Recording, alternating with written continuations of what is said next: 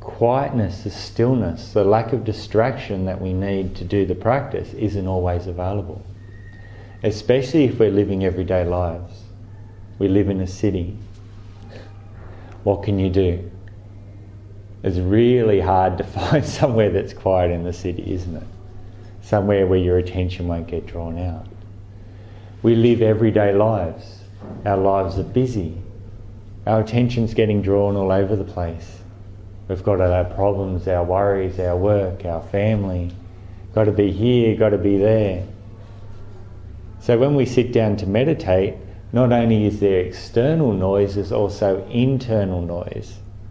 We have a lot of thinking going on, a lot of settling that needs to happen. Now we can settle that through concentration, but as you notice, that if anything draws your attention outside, the development of the concentration will stop. Yeah. So here lies the problem. So Mahasi Sayadaw introduced a system that we could use that changes this relationship. One, that distraction is not a problem.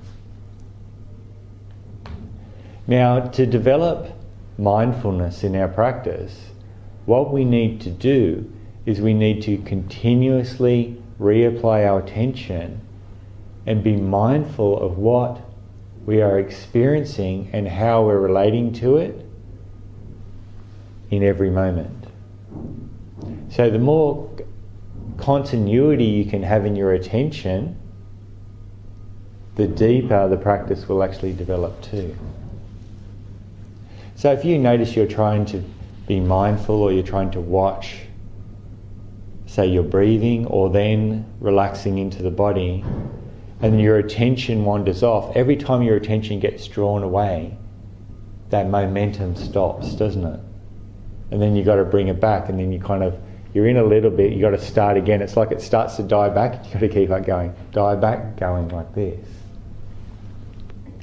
This is because when our attention gets drawn to something other than our meditation object, right, our relationship is changed.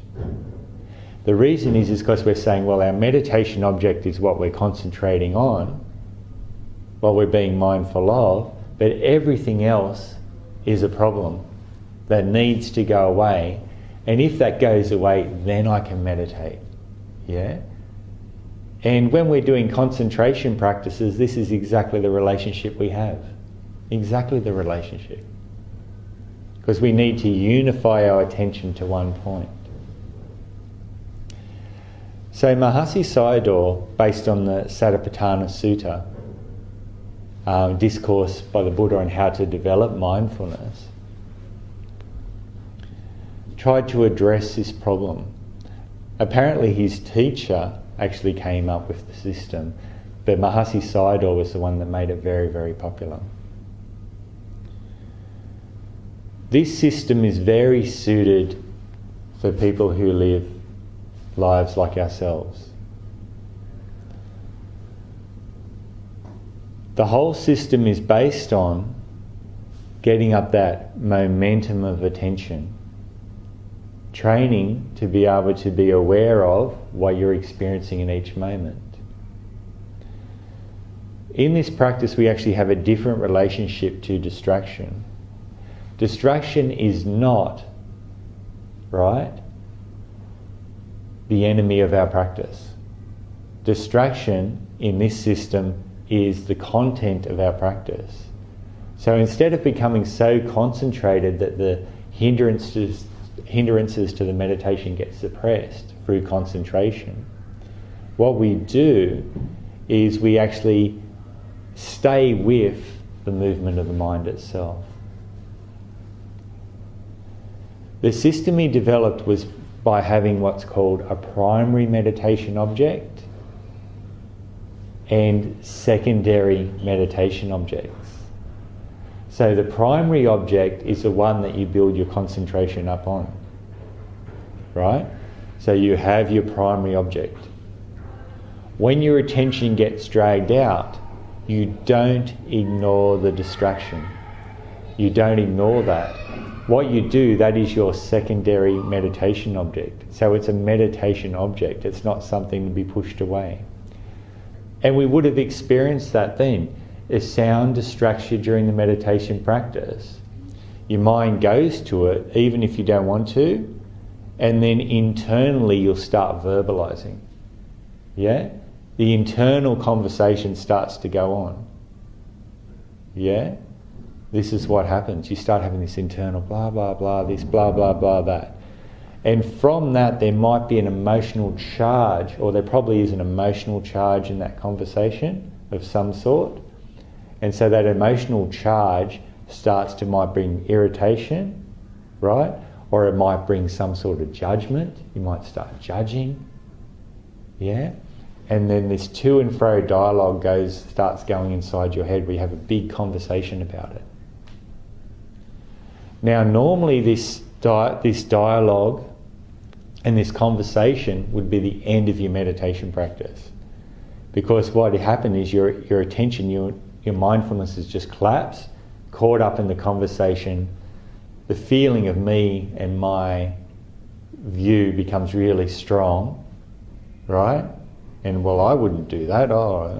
This all goes on. This feeling becomes really, really strong and we get lost in it, right?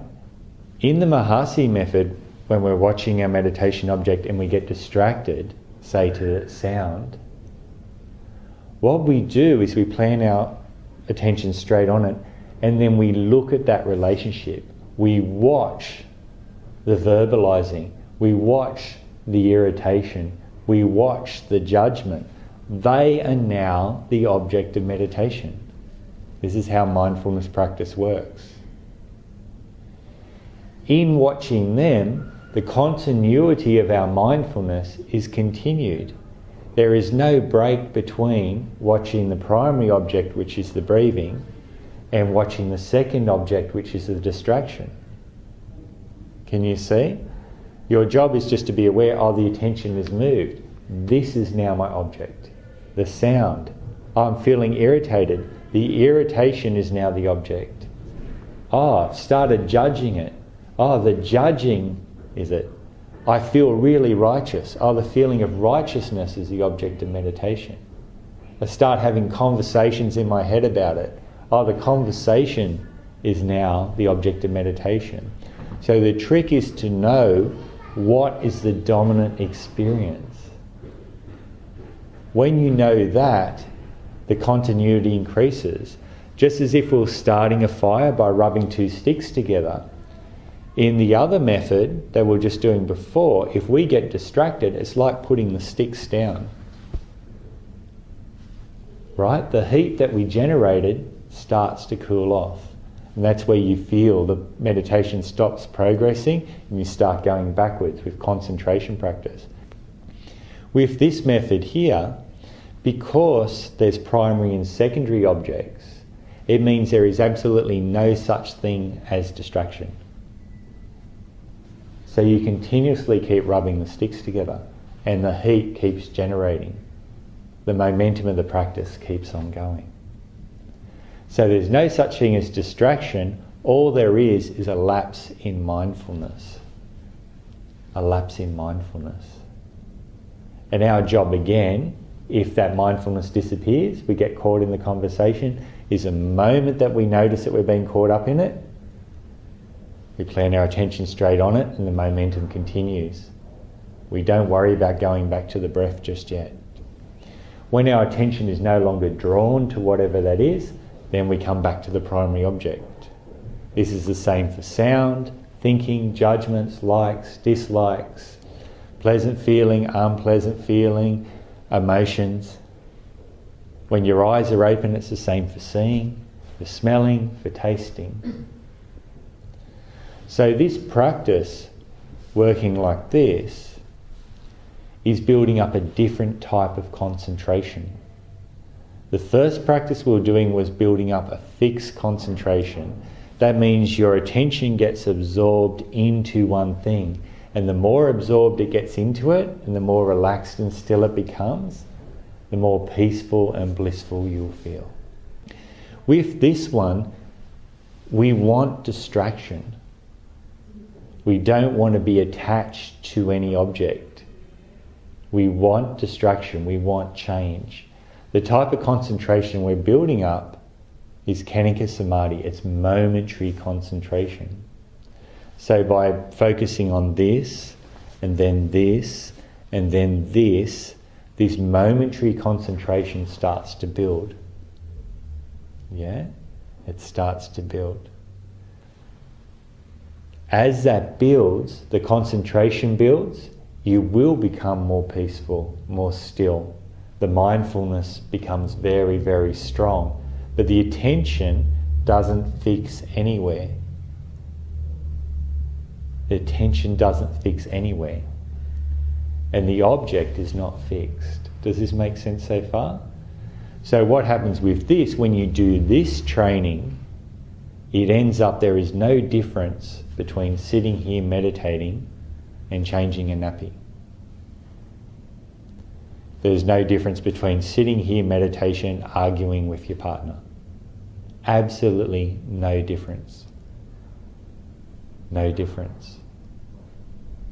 You're training the mindfulness to be aware, mindful of your body, mindful of your breathing, primary object, secondary object, wherever your attention goes. So you can walk down the street and still be meditating. You can live your normal life and still be meditating. And this is where the payoff is. This practice transitions into everything. You can learn to meditate in every waking moment.